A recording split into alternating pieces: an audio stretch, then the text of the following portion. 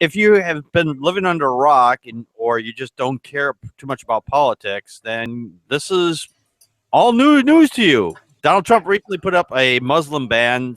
I don't want anybody coming into the United States that's Muslim for certain reasons, except for the certain places where he has his companies at, and then he's doing business with them. And those Muslim countries, those are okay. But anybody else where he doesn't have his Trump Plaza stuck up their ass someplace, well, then you're a bad guy. He's trying to keep the evil out.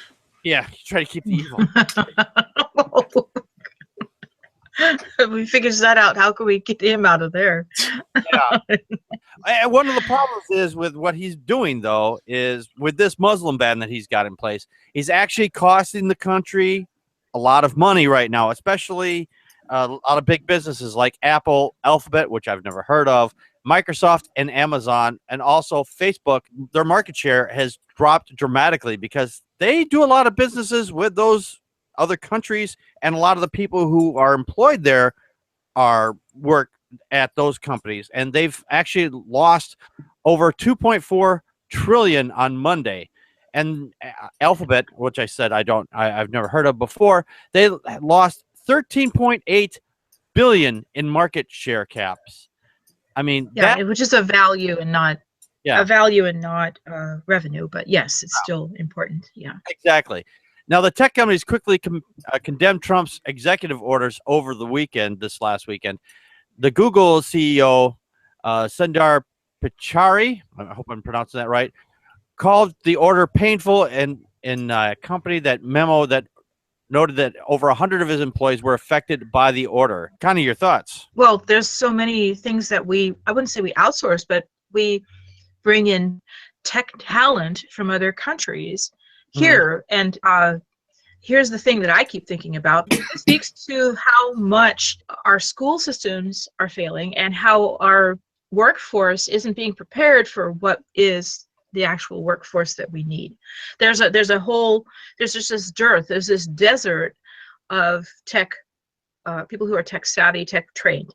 And that's why they're going out of the country. So if Trump wants to, I think this comes back to Trump saying, well, I'm going to bring jobs back to America. Well, you can bring the jobs back all you want to, but if our workforce hasn't been retrained, right, or hasn't been trained in the first place to do tech jobs, then there's nobody to fill those positions. So I would like to know what Trump's re-education, retraining plan is for the American worker that doesn't involve them getting into millions of dollars of debt, and how he's planning on besides the fact that this, okay, it's not actually a ban, but it's effectively a ban. Everybody knows that as you look at it. It's ridiculous. And I don't know. The man he sprung this whole thing on the different the different branches of government who were supposed to enforce it. He didn't bring them into this at all. They were caught flat-footed. They didn't know what was going on. So I'm going to turn it over, but it's a huge pooch screw. But then again, everything about this has been a huge pooch screw. Yeah. The real Paul Marshall mentioned in the chat room that just recently, Donald threatened to invade Mexico. That's not going to go over well. And he insulted Australia. Yeah. He hung up. He was on the phone with them and hung up with them. I'm like, this man is. Well, the rest of the world is just starting to realize that we've elected a giant baby. Yeah. Yep. Yeah.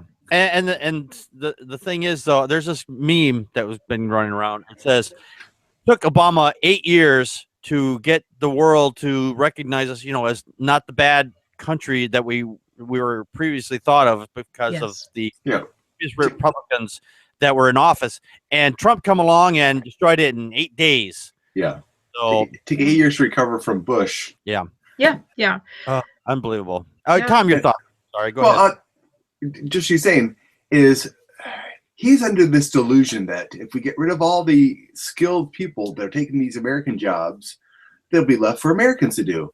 Well, Americans don't know how to do those jobs. Americans are completely untrained because we're the best country in the world, because they're blind to the fact that most of the tech jobs have been taken by foreigners. Mhm. All these countries have been sending their people to America to get the proper education are now going, come back home and we can do it from here. Yeah. We don't need to do it in America. Let America, do it themselves, and we don't know how. Yeah, that's where those, the jokes about the phone center started up back in the early 90s. Yeah, this is and pot kettle black. Trump's business holdings have been outsourced to China and a bunch of other places.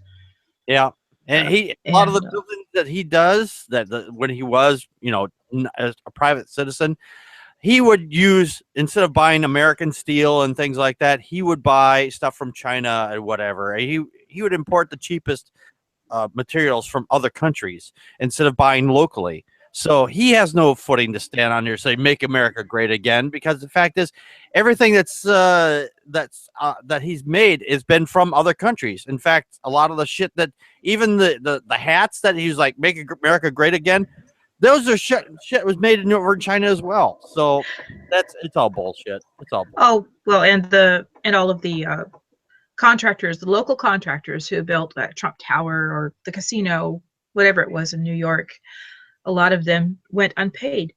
Mm-hmm. He welched on paying the American workers. So this is the argument I have with family and friends who support Trump. I'm like, really? You think that he wants to make America great again? No, he wants to make himself great again.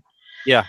The real Paul Mark says in the chat room, how would it be if a large proportion of the American public just mailed a pacifier to the Donald?